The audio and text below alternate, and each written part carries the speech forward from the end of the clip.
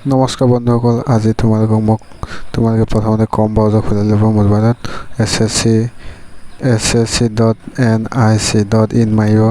মৰাৰ পাছত মই তোমালোকক দেখাইছোঁ কেনেকৈ ফৰগেট পাছৱৰ্ড মাৰিবা। ফৰগেট পাছৱৰ্ড মৰাৰ পাছত আছাম চিলেক্ট কৰিবা। চিলেক্ট কৰাৰ পাছত নিজৰ জিমেইল আইডিটো চিলেক্ট কৰি লিখি ল'বা। মই যেনে লিখিছোঁ ডিপলয়িং 10@gmail.com। মৰাৰ পাছত তোমালোকে নেক্সট মাৰিবা। মৰাৰ পাছত তোমালোকে এটা এণ্টাৰ OTP আহিব। OTPটো তোমালোকে মেছেজত আহিব। মেছেজটো অলৰেডি আহিছে। তোমালোকে সেই যিটো আহিছে মোবাইল OTPটো তোমালোকে ইয়াত লিখি ল'বা। 9668 যেনে মই লিখিছোঁ। তোমালোকেও আহিব OTP পোৱাৰ পাছত তোমালোকে কেপচা কোডটো মাৰিবা। যেনেকৈ আছে তেনেকৈ মাৰিবা। তেনেকৈ মৰাৰ পাছত তোমালোকে ছাবমিট কৰিবা। ছাবমিট কৰাৰ পাছত তোমালোকে দেখিছে চেঞ্জ পাছৱৰ্ড। তোমালোকে লগতে আইডিটো পাবা। তোমালোকে আইডিটো কপি কৰি ল'বা। নিউ পাছৱৰ্ড বনাবা। তোমালোকে কেপিটেল এটা প্ৰথম আখৰটো দিবা, তাৰপাছত স্মল এটা দিবা, তাৰপাছত সংখ্যা দিবা, তাৰপাছত তোমালোকে চিম্বল দিবা। চিম্বল দি পেলাই তোমালোকে ষ্ট্ৰং পাছৱৰ্ড বনাব লাগিব। কেৰেক্টাৰটো 8টা হ'ব লাগিব। তোমালোকে এনেকৈ নিউ পাছৱৰ্ড বনাব পাৰিবা। ক্ৰিয়েট কৰিবা। আকৌ কনফাৰ্মতো একেই মাৰিবা। ওপৰত যি মাৰিছা তাত একেই মাৰিবা। তেতিয়া তোমালোকৰ অলৰেডি হৈ গ'ল, ছাবমিট হৈ গ'ল। মোৰ নিউ পাছৱৰ্ড হৈ গ'ল। মই এতিয়া তোমালোকক দেখাম লগ ইন কৰাত মোৰ আইডিটো মই কপি কৰিছোঁ। কপি কৰাৰ পাছত তোমালোকে পাছৱৰ্ড মাৰিবা। মই যিটো বনাইছিলোঁ সেইটো মাৰিছোঁ। মৰাৰ পাছত কেপচা কোড দিবা। যেনেদৰে আছে তেনেদৰে লিখিবা। F4BDP তাৰপাছত লগ ইন কৰিবা। লগ ইন কৰাৰ পাছত তোমালোকে দেখিবা যে ইণ্টাৰফেচ এখন ওলাব। তোমালোকে এপ্লাই এইটো দেখিছে। তোমালোকে প্ৰথমতে দেখিছে তলত এপ্লাইত যোৱাৰ পাছত তোমালোকে ফৰ্ম এখন পাবা। মই অলৰেডি ৰেজিষ্ট্ৰেশ্যন কৰি থৈছোঁ। তোমালোকে ৰেজিষ্ট্ৰেশ্যন কৰা নাই যদি নিউ ৰেজিষ্ট্ৰেশ্যন কৰি ল'বা। কৰাৰ পাছত তোমালোকে ইয়াত চেক কৰি ল'বা ক'ত কি ফিল আপ কৰিব লাগে।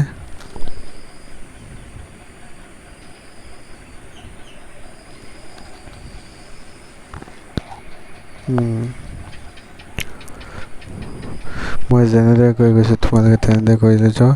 মোৰ ৰিলেক্সেশ্যন হয়, মই ৰিলেক্সেশ্যন ল'ম। ST মোৰ বৰফটো অলৰেডি গৈছে, সেইবাবে মই ৰিলেক্সেশ্যন লৈছোঁ। আমাৰ ST 5 বছৰলৈকে থাকে। তোমালোকেও যদি ৰিলেক্সেশ্যন লৈছা ল'বা। যদি নাই তেতিয়া ন লিখিবা। লিখাৰ পাছত তোমালোকে চেণ্টাৰ ক'ত এক্সাম দিবা। মোৰ যোৰহাট ওচৰ হয়, মই যোৰহাটত দিম।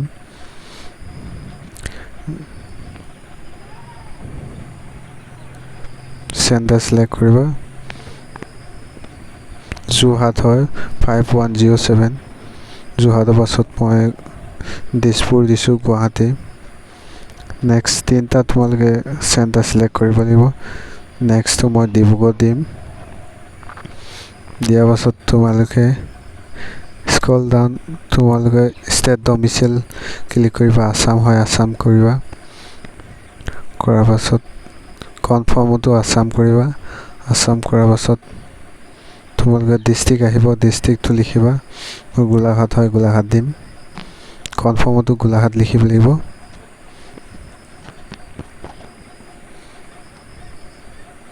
গোলাঘাট দিয়াৰ পাছত যদি তোমালোকে বেলেগ ষ্টেট হয় তেতিয়া ৰেষ্ট দিবা। মানে বেলেগ ষ্টেটৰ হৈ পেলাই অসমৰ হৈ মানে এখন ঠাইৰ পৰা আন ঠাইলৈ যোৱা যদি ৰেষ্ট দিবা। যদি নহয় তোমালোকে ন' দিবা। মই ন' দিম।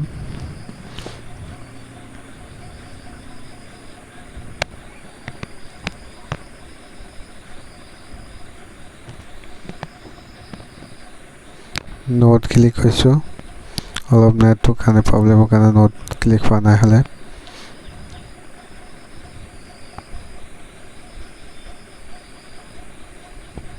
এইবোৰ নিজে চিলেক্ট কৰি আহিব। তোমালোকে ডিষ্ট্ৰিক্ট মেইন ইম্পৰ্টেণ্ট হ'ল তোমালোকে পোষ্ট প্ৰিফাৰেঞ্চ কোনটো প্ৰথম দিবা, কোনটো ছেকেণ্ডত দিবা। তোমালোকে চাই ল'বা। পোষ্ট তলত আছে পোষ্ট ডাইৰেকশ্যন, তাত চাই ল'বা। মই দেখাই দিছোঁ। এটো কি হয়, বিটো কি হয়, চিটো কি হয়। চিটো নাই আচলতে, চৰি, ডিটো আছে, ইটো আছে, এফটো আছে, এইচটো আছে। তোমালোকে কোনটো ভাল দেখা, যোনটো ভাল দেখা তোমালোকে তাত আগতীয়াকৈ দিবা। তোমালোকে পাছত চিলেকশ্যন হওঁতে সেইটোতে আগতীয়াকৈ আহিবা। সেইকাৰণে তোমালোকে পোষ্ট চিলেকশ্যন কৰোঁতে ভালদৰে চিলেক্ট কৰি ল'বা, যাতে পাছত খেলি মেলি নহয়। তোমালোকে, মই সেইকাৰণে বিটো দিছোঁ, তোমালোকে নিজৰ ইচ্ছামতে দিব পাৰা।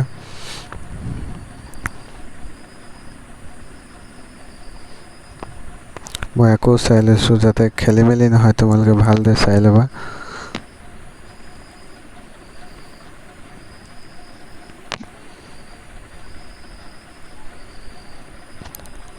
ভালদৰে চাই ল'বা তোমালোকে যাতে খেলি মেলি নহয়।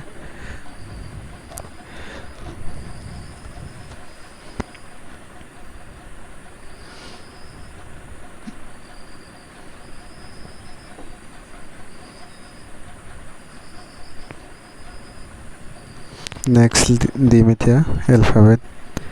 মই BHF দিছোঁ। তাৰপাছত নেক্সটটো দিম। অলপ চাই ল'বলগীয়া হৈছে, তোমালোকে জলদি চাই ল'ব পাৰিলে ভাল। ই দিছোঁ নেক্সট। ইয়াৰ পাছত ডি দিছোঁ, দিয়াৰ পাছত এ দিছোঁ। তোমালোকে আগত ওপৰত যিটো ক্লিক কৰিছে তলতো একেকৈ ক্লিক কৰিব লাগিব, লিখিব লাগিব। মই লিখি গৈছোঁ। তোমালোকে হাই কোৱালিফিকেশ্যন কি আছে, মই BA হনাৰ হয়, মানে মেজৰ থকাৰ কাৰণে হনাৰ হয়। মই BA 5 দিব পাৰা বা BA হনাৰ দিব পাৰা। ষ্টেণ্ডাৰ্ড 10 ষ্টেণ্ডাৰ্ড দিলে হ'ল, মেট্ৰিক পাছৰ। দিয়াৰ লগে লগে তলত তোমালোকে পাছিং দিবা, পাছ দিবা। দিয়াৰ পাছত তোমালোকে ইয়াত অলৰেডি শিৱ 2 নম্বৰ 3 নম্বৰ বোৰ্ড চোট চব আহি যাব। নেক্সট তোমালোকে লিখিব লাগিব পাৰ্চেণ্টেজ, তোমালোকে নিজৰ পাৰ্চেণ্টেজটো দিবা। মোৰ যেনে 60, মই 60 লিখিম। 60 তোমালোকে নিজৰ পাৰ্চেণ্টটো দি ল'বা।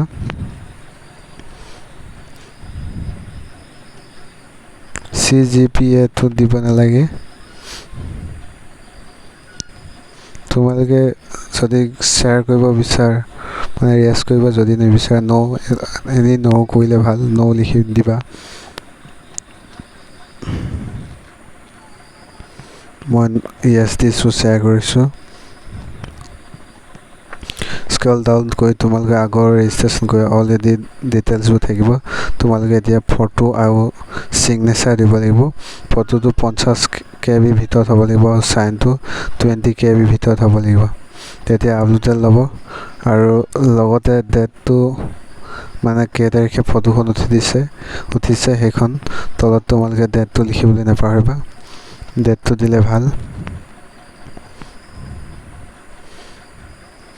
ফটোখনৰ তলত মই যেনেদৰে ফটোখনৰ তলত ডেট ছেট দিম, তাত তোমালোকে তেনেদৰে দিবা।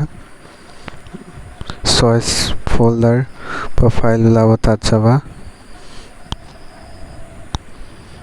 অকণ সময় দেখিছা, এনেকৈ দিব লাগে। মই দেখাই দিম কেনেকৈ দিব লাগে। তোমালোকৰ নিজৰ যি তাৰিখে ফটোখন উঠিছে সেইটো দিবা। আৰু চাইনটো দেখিছাই, তোমালোকে মোৰ আগত ভিডিঅ' দিয়া আছে, তাত তোমালোকে চাই ল'বা কেনেকৈ ফটো চাইজ বনাব লাগে, কেনেকৈ কি কৰিব লাগে চাই ল'বা। দিয়াৰ পাছত তোমালোকে কোনটো তাৰিখত ফটোখন উঠিছা সেইটো দিব লাগিব আৰু ৰেছ কৰিব লাগিব। কৰাৰ পাছত এগ্ৰী কৰিব লাগিব। এগ্ৰী অকণ সময়ত লাগিব। তোমালোকে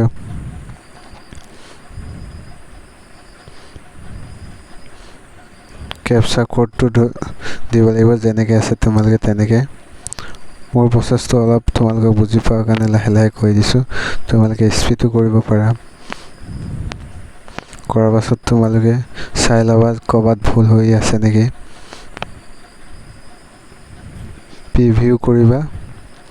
প্ৰিভিউ কৰাৰ পাছত তোমালোকে এখন অলৰেডি ছাবমিট মানে ইয়াত তোমালোকে ছাবমিট হোৱা নাই, তোমালোকে যদি কিবা কিবি ভুল আছে তেতিয়াহ'লে এডিট মডিফিকেশ্যনত কৰিব পাৰা, তলত ওলাব।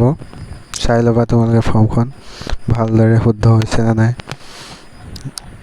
শুদ্ধ কৰিবলৈ চেষ্টা কৰিবা। চাই ল'বা তোমালোকে কিবা খেলি মেলি হৈছে নেকি।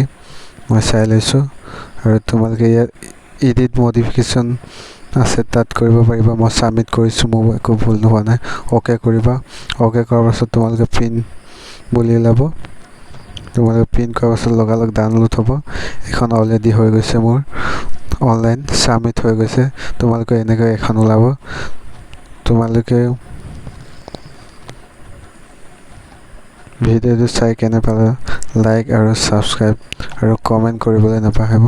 সকলো বন্ধু বান্ধৱীলৈ শুভেচ্ছা থাকিল।